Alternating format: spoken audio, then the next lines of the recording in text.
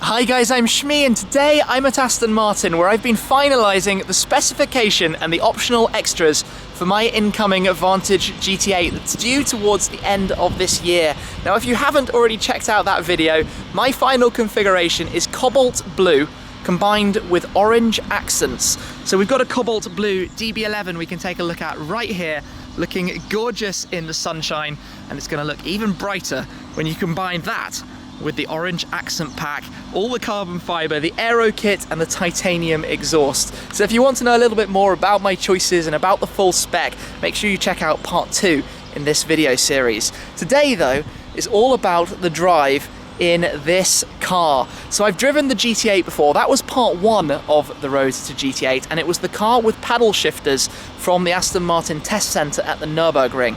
This car though has the manual gearbox, the 6-speed manual and the 3 pedals. So I'll be operating a gear stick and using a clutch because it's about driving enjoyment. That's what this thing's built for. It's not the fastest car in the world. It doesn't have the most power, 440 brake horsepower, but what it does have is a beautiful sound from a naturally aspirated V8 engine and just everything that's emotionally awesome about Aston Martin.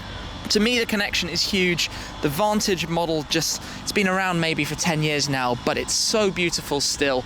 And this is kind of a really cool touch on it. The limited edition final version, the GT8, inspired from the WEC car. And this one, the press car, looks beautiful in the red with the carbon fibre, the silver accents, and as I mentioned before, the aero kit with that wing diffuser, and then the titanium exhaust system tucked in down there.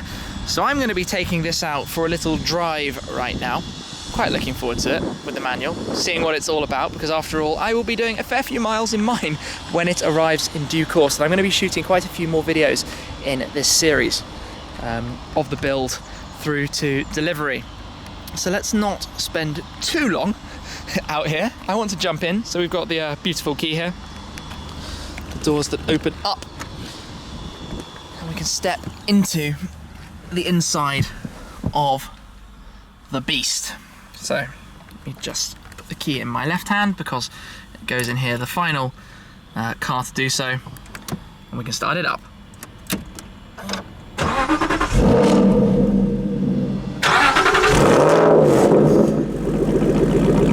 That is just mega. Seriously, that's just a normal start. That's not a cold start, that's nothing. It just rasps into life with that kind of back crackle that is to die for. Absolutely thunderous sound. Yeah, let's go drive. I'm not gonna lie, this car is having the exact same effect on me from the word go. You can just chill in it, but even still, there's a rumble coming from behind, a very, very angry rumble. Then you drop it down a gear, or another one, and blip it just because.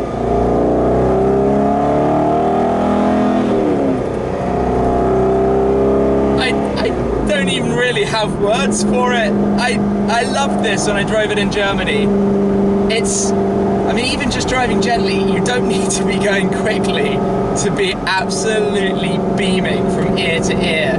I mean, I'm going to try and find some nicer roads to be driving, but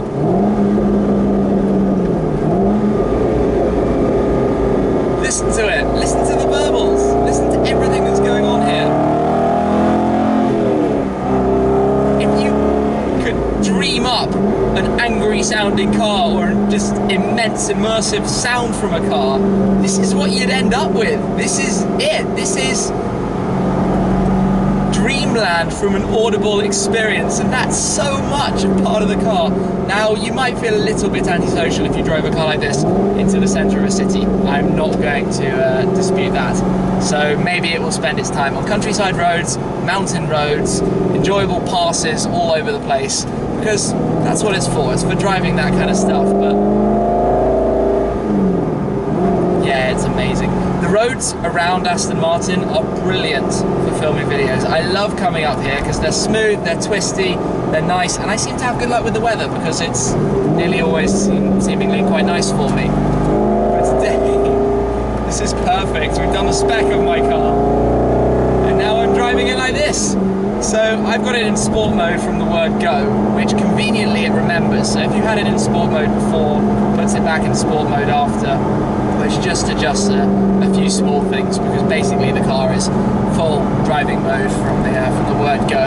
You've got the sort of haptic controls and things, but I talked about a lot of that in the first video I did. This is more just talking about the manual. I mean, the pedal placement is lovely, the whole seating position is lovely, these bucket seats, very, very supportive, steering wheel right in front of you. Well, you'd expect that, of course. I'm just sort of lost in the enjoyment of it all.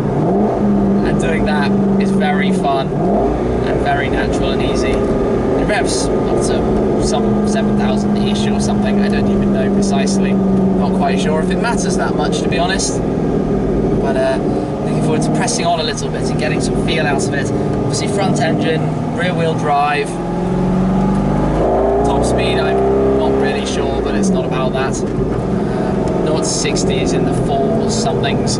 But I think this sort of proves the point. Even I don't know it straight off because it's not very relevant. It's not what the car's here for.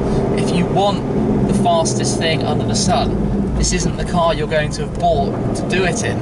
You'd buy something like the Audi or the McLaren or something else, not a GT8. What this is about a car that you're going to take out for a Sunday drive, let's say, and come back from thinking that was amazing, and having really sort of worked a bit and enjoyed it and treated it as an experience. Maybe you're not going to take it to the shops and drive it A to B, but what you are going to do is remember every single drive you ever do in the car. It's that kind of special event, dramatic experience, and that's what it's made for. I'm already feeling that's what it's about, and I mean, I've obviously got all the windows closed and everything. I can't imagine how loud this is from the outside. It must be quite something as I pootle through this little village, waking everyone up probably, although they should already be up. It's somewhere near the middle of the day now. Meandering towards more roads. But I mean, yeah, the technology may not be the greatest, it may be slightly previous generation, but again, it's not about that. It's not relevant, if I can say that. You know, it's like the GT4. So the GT4 Porsche is a fantastic car, no question. Driver's car is utterly, utterly brilliant. But it's almost too perfect. There is a charm that comes from a hand-built car, a car that you went through such a personal experience buying. You know, this is through the VIP program at Aston Martin, so it's a fantastic thing to be part of and an opportunity to be able to experience. And I can't wait for sort of getting through to everything like delivery. It's just, I feel like, I don't know, I feel like I'm doing something a little mischievous every time I touch the throttle, even though I'm barely pootling along and I'm going well within the speed limits right now. Where do I go? Now coming out of the little village, I can put my foot down a second and just, yeah, let's listen to this. What is that? What is that? There was a person walking there who was probably quite terrified of that thunderous roar. Although actually, if you live somewhere near Aston Martin, you're probably quite used to it. But for me, that 4th to 3rd shift is amazing.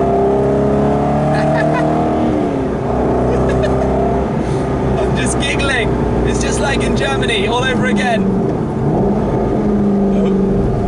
Bit worried about how low the front is, but it hasn't gone near touching where I know some of my cars would have done when I drove the car in Germany. I think the GT4, for example, it's higher than that, so let's hope we can avoid doing any damage to the carbon fibre. But that's just one of the best things ever. Just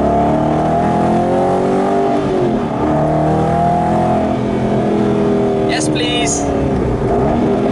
Can someone please make my car come sooner? I want more of this. I really, really want more of this.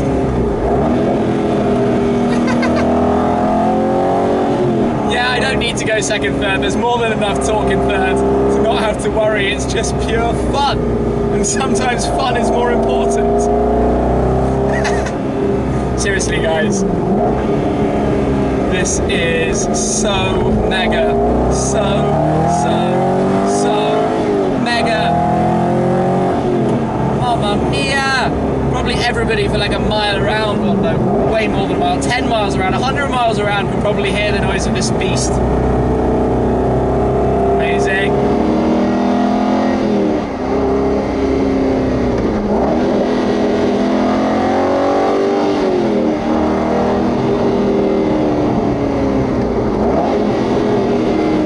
Coming to the end of a village is like a dream. So you can do this.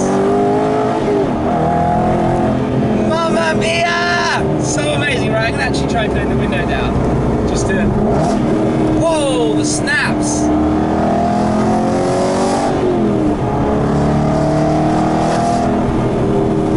This is just insane. I hope everyone has spec'd the titanium exhaust. I know about 90–95% of the cars have the manual gearbox, which is just how it should be. I mean, the paddle shift, each their own. Some people will like it or just don't like a manual for whatever reason, but for me this is the setup for this car. Titanium exhaust, manual gearbox, and window down. It like reverberates, it's so loud. You can hear the sound coming at you from sort of every possible way. And I'm going to get to pull out and enjoy a nice acceleration again just here, which...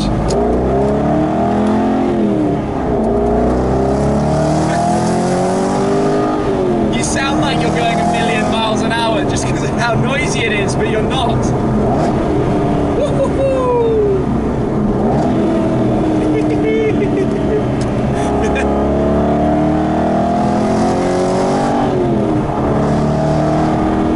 Honestly, I don't know what the words for this are.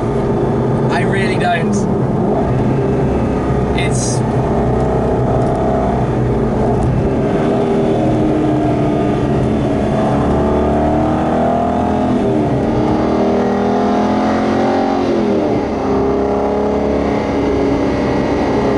I think I'm a little bit surprised that it's not firmer when I'm on a British countryside road, because I was sort of cheating a little bit driving it in Germany, where the roads are all so beautiful. But here, it's not uncomfortable. I mean, the roads around Gaydon are good, but it's not sort of clumpy and bangy left, right and centre like certainly some cars I've driven when I've gone on test drives in the UK. It's just... it's the package I was hoping it was going to be. This manual gearbox is everything I wanted from it.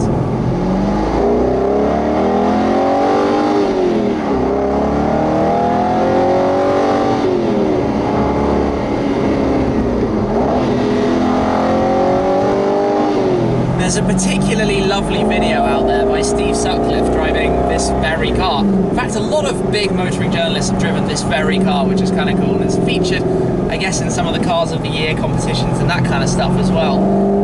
And Steve's video, well, it's worth a watch. If you haven't watched it already, he's a man who knows a lot about driving this kind of car. And let's just say he was quite positive and enthusiastic about this one. I think for pretty good reason, because you drive a lot of these kind of things, it takes something special to stand out for being fun, and that is what this does. Absolutely spot on. The nail is hit on the head. Sadly, I'm back at Gaydon, which means key out, engine off, farewell GT8 for now.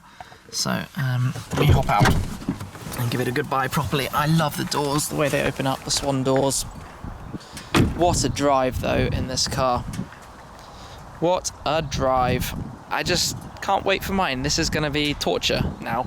I wanted this to be the experience of driving it. I'm here today to sort out the spec on my car. This was a nice little bonus to be able to throw it in, not about the technicalities, although if you want to know more, obviously, my first video driving the car at the Nürburgring, I talked a lot more about the technical side of the car. Today, I just wanted to enjoy the drive, and what a drive and an amount of enjoyment that thing is. It's mega, it's epic, it's fantastic, it's built to be fun, and fun it is. Oh boy, I'm excited.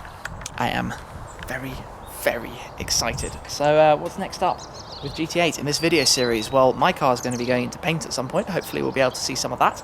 Then obviously it's going to go down the production line, final assembly before delivery, some paint protection installation at Topaz, obviously with such a nice paint job.